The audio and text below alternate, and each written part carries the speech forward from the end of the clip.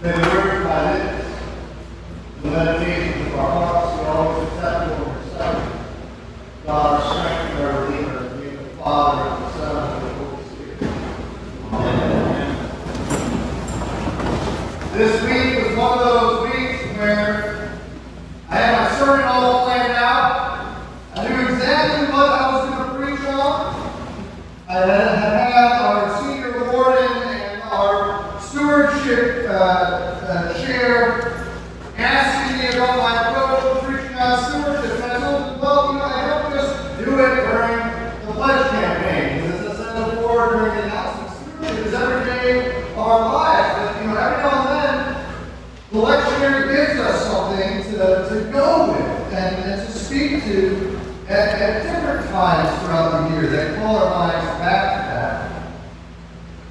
And I also had our resident member of diocesan council asking me about how do you explain to congregations the relationship between the parish and the diocese with respect to the fair share portion giving that each congregation sends to the diocese. And so, to this end, I was so fixed on what I was going to preach that I even had the 2 Corinthians reading extended to give it context, to help you understand what Paul is pointing to, that part of the whole thing about them getting to the church in Jerusalem is that we are all one. We're not separate bodies. We're not giving it to some office up there. We're giving it to the body that we are one with, because the smallest unit of the church is not the parish, but the diocese.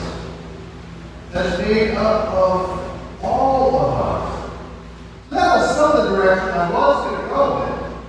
And further. And then Thursday happened.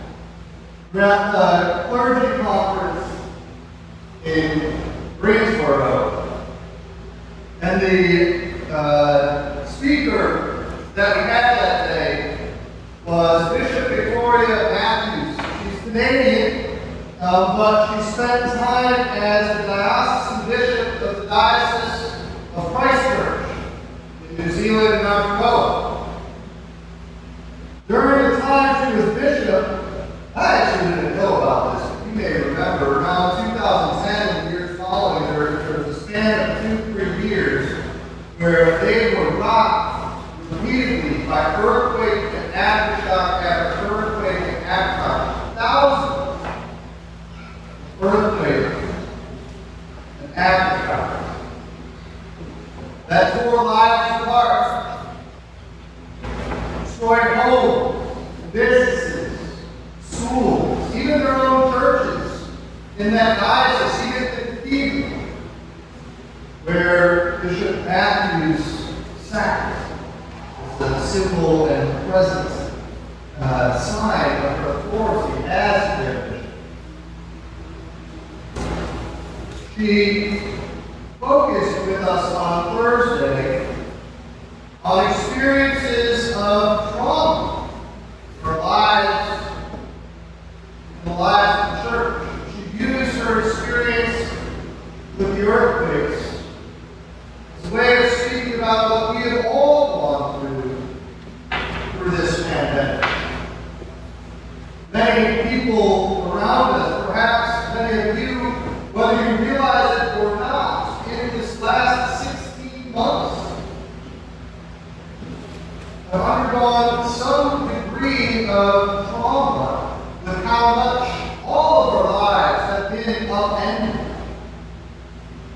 Whether we are closely connected with one of the over 600,000 people whose lives were stolen by this virus,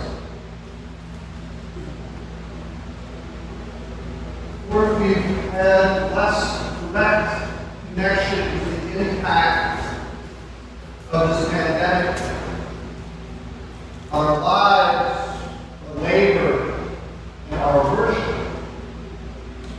Our lives have been upended. And there are reports from the mental health community of record-setting levels of trauma throughout our society. That brought me today, then, to our gospel reading. Two stories of trauma that Jesus directly enters himself into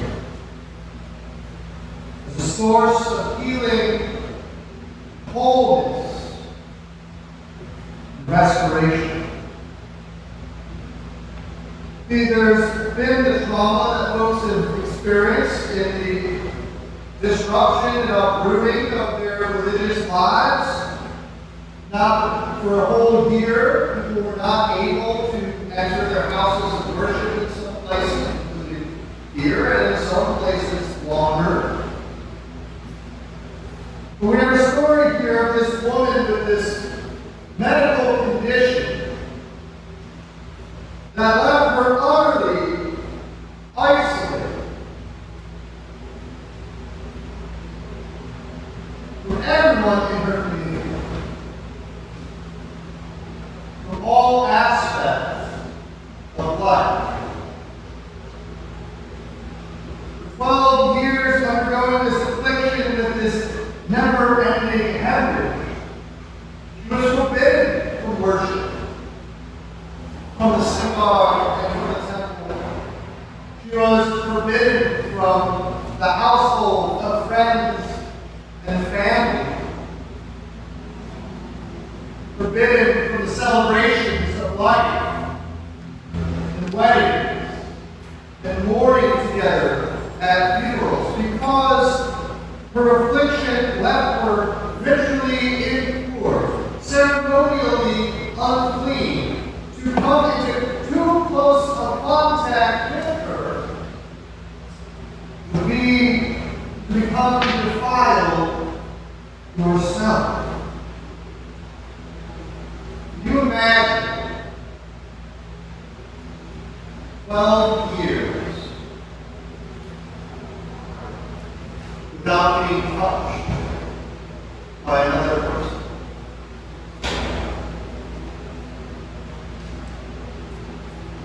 This was a trauma. You spent all that you had. She suffered greatly under various positions. And it says not only did she not get better, but her affliction grew worse, so that she was desperate. She was at the end of her rope, which is so often where we encounter the living Christ. When we're up against the wall, with nothing left going for us, there is Jesus waiting and ready. The rector of I think it's Christ Church in Charlottesville, Virginia, his name is Paul Walker. He's got a saying that's well known in the circle of the church that I enjoy listening to called Mockingbird Ministries. And one of Paul's go-to lines is, God's office is at the end of the rope. I wonder where in your lives you have experienced that, where you're at your wit's end, and there you find Jesus, where maybe you hadn't seen him before, waiting for you, extending his arms out to you with healing and wholeness and restoration. Touch away.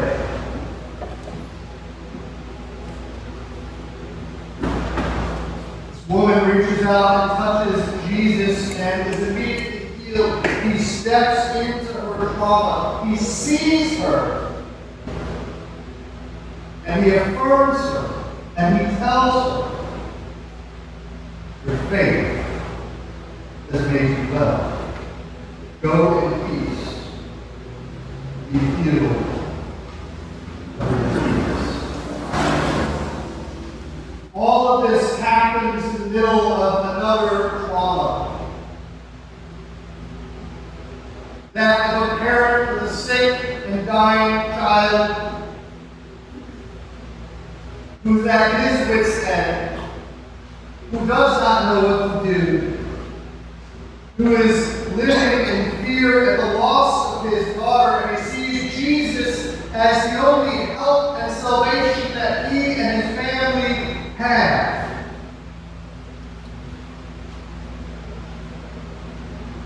The point that even those who come to stop him tell him, leave him alone.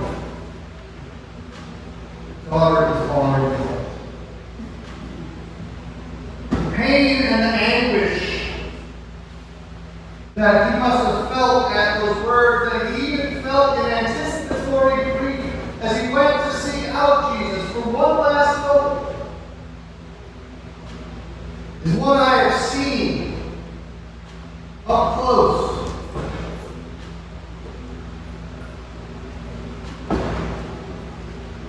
Years ago,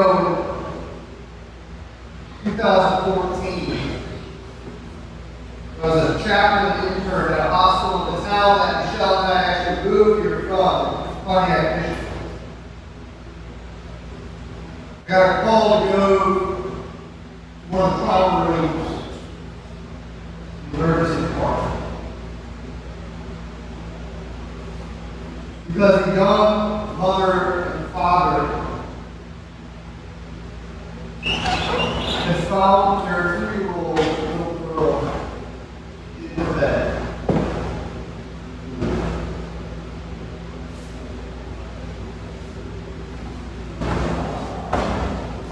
They rushed to the hospital, but it was already too late. Those are the cries that come to mind when I hear Jairus seeking out Jesus. As one last hope. Anyone who has lost a child at any age can tell you that there is no pain in their souls greater. And I hear the voice of Jairus, and I hear the voice of those parents, and I hear the voice of the woman with the hemorrhage. When we read the psalmist's words, out of the depths I have called to you, O Lord. Lord, hear my voice. Let your ears consider well the voice of my supplication. My soul waits for the Lord. Lord, is watching for the morning. This is a feeling that you know in your bones. If you've ever watched a loved one languish, if you've seen hospice continue month after month after month, and you've cried to yourself silently or aloud, how long, Lord? And as it prolonged, it became worse because you would hope and pray that it would get better, but each day, each week would bring a little bit less and less. This is the experience of Jairus as he comes to Jesus. And as those who come to meet him say, leave him alone. Your daughter is already dead. But Jesus comes to restore and to make whole and to give life where we are dead, whether spiritually or in real physical terms as we await the resurrection. He presses on. He continues. He sees the gathered community mourning and weeping with wailing. After I left that trauma room, after some time with that family, I was immediately whisked away into another room in the emergency room, where the 86-year-old patriarch of the Middle Eastern family had just breathed his last. That is a very real experience of the commotion that Jesus walked into, because whereas perhaps in our culture we are expecting tempted to talk. I don't even know how we compose ourselves and get control of ourselves. But we somehow force ourselves, unhealthily I might add, to stuff it down and to keep it inside, and to keep it quiet, and that whole lie, that real men don't cry. Middle Eastern culture is not burdened by such nonsense. And what I walked into was open, weeping, and wailing, an expression of grief and love for the patriarch and her family that had just gone on to his promise in baptism. And although we have the hope of resurrection, that doesn't take away the pain that we feel in those moments. That is what Jesus walked into. Holy commotion of love. But he is the Lord of life. And he knows what he's walked into that house to do. To bring life where there is death.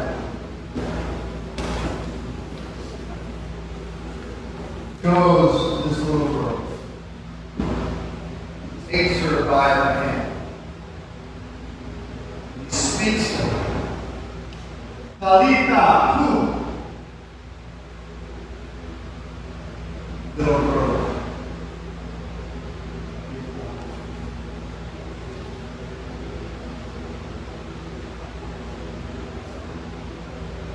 Jesus enters into a refuge. The trauma, and the death, both spiritual and physical, in your lives.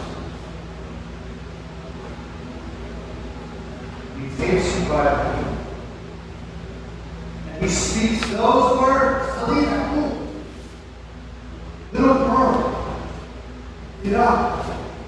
Now, I don't know the Aramaic for little boy, but little boy.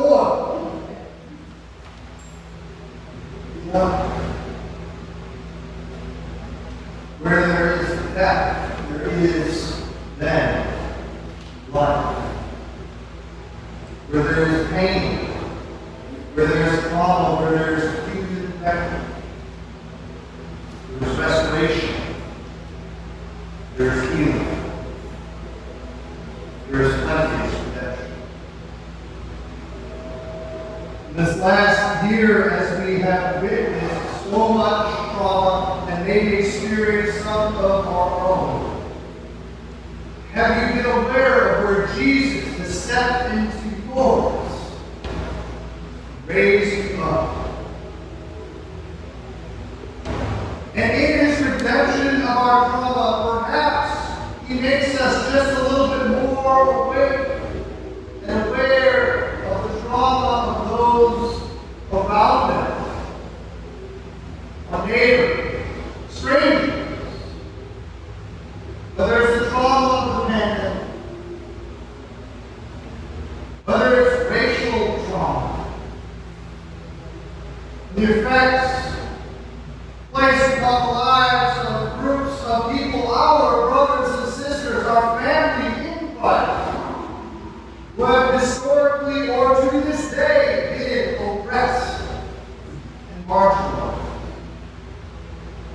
Jesus stepping into our own trauma make us more sensitive and aware of theirs,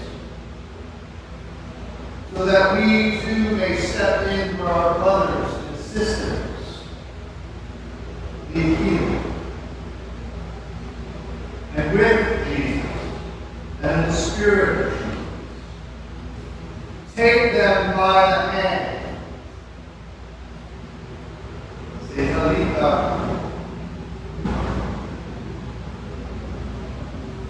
get up.